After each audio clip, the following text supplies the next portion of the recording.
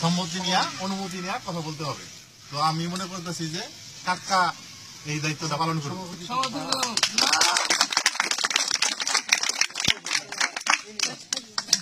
এখন আমাদের মিটিং এর বিষয়বস্তু হচ্ছে মূলত হচ্ছে নারী নির্যাতন বিরোধী এই মিটিং আর কি।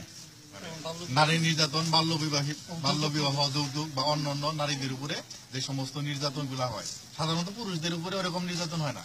পুরুষদের মধ্যে হয় মারামারি হয়, ও মারি দেয় এরকম মারামারি হয়, ঠিক আছে। কিন্তু একপাক্ষিক যে নির্যাতন, এটা পুরুষের উপরে ওইরকম ভাবে হয় না, ঠিক আছে। এটা নারীর উপরেই হয়। এই নিয়েই আমাদের আজকের এই বসবাস, আজকের এই আমাদের আলোচনা সভা। তো কাকা যেহেতু সভাপতি, আমি কাকাকে অনুরোধ জানাচ্ছি কিছু বলার মাধ্যমে এই সবার কার্যক্রম যেন কাকা শুরু করেন।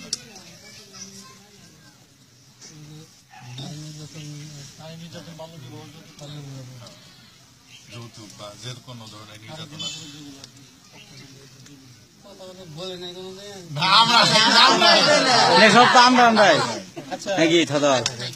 নারী নির্যাতন এমনকি বাল্য বিবাহ প্রতিরোধ করার জন্য যে কর্মসূচিটা এখানে আলাপ আলোচনা হবে, এটা আমি ভালো মনে করি। সাফল্য সবাই সমর্থন করবেন, এটাই আমার আশা ব্যক্ত করে আমি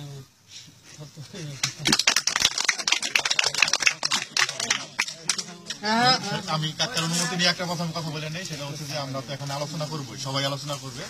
আমাদের মূল লক্ষ্য হচ্ছে আমরা যদি পারি, আমাদের পক্ষে যদি সম্ভব হয়, আমরা এই পাকুড়িয়া গ্রামে নারী নির্যাতন বিরোধী একটা কমিটি তৈরি করার চেষ্টা করব, এবং কি সেটা এই মিটিং এ, এবং সেটা আমাদের এই যুব সমাজের পক্ষ থেকে। কি বলেন আপনারা সবাই? ঠিক আছে, ঠিক আছে, সবাই একমত। কথা বলবে তোমরা?